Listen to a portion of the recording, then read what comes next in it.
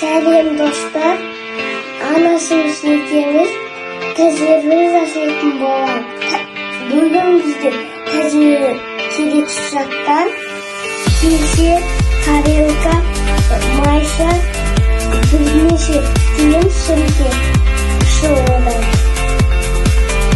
Bugün Ayşe ekemizin жасайтын тәжірибеміз босты қысқа сөйлеуіміз менің yaşam kitaplarım және оған ақындап сөйлеуіміз сөйлегеннен кейін жаңа бірнеше түймемізді осы судың ішіне саламыз.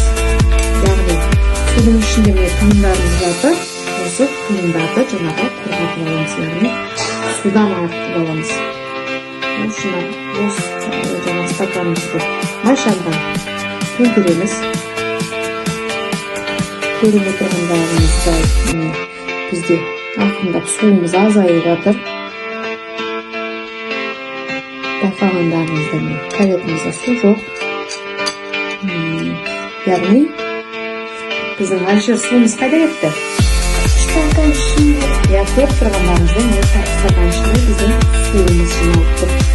Себебі стакан ішіндегі атмосфералық қысым өте аз болғандықтан суымыз осы стакан ішіне жиналып қалды.